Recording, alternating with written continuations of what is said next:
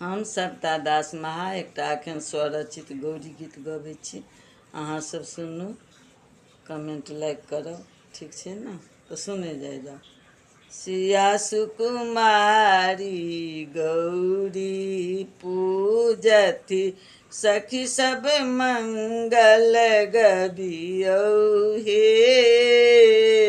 सिया सुकुमारी गौरी पूजती, सजी धजी सिया पूजैला बैसली, सजी धजी सिया पूजैला बैसली, सिंदूर सपरी साथे।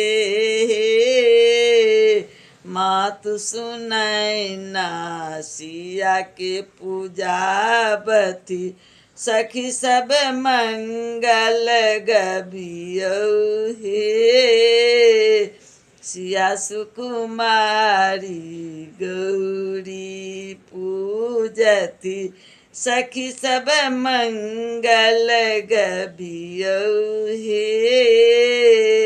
सिया सुकुमारी गौरी पूजती, धूप दीप नैवेदक थाली, धूप दीप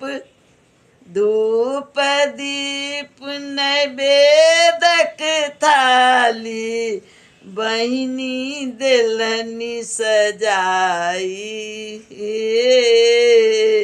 फूलक माला सुंदर सुंदर, सिया लेलनी बनाई हे।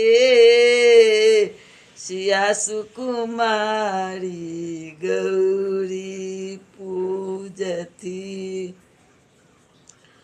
गौरी पूजी सिया बर जे मंगल गौरी, आहे गौरी पूजी सिया बर जे मंगल, बड़ मंगलनि श्री राम के।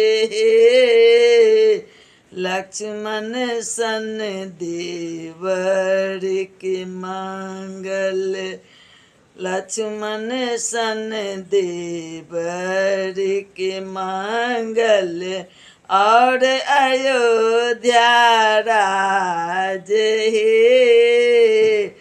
सिया सुकुमारी गौरी पूजती, सखी सब मंगल गबियौ हे। सिया सुकुमारी गौरी पूजती, भनहि सविता दास सुनु मैया गौरी, भनहि सविता दास सुनु मैया गौरी, सिया के आस पूरबियौ हे। धन्य भाग मिथिला के बेटी, धन्य भाग मिथिला के बेटी, सिया धिया छथि हमरो हे। सिया सुकुमारी गौरी पूजती, सखी सब मंगल गबियौ हे। सिया सुकुमारी गौरी पूजती। जय गौरी माँ, सबके कल्याण करवे।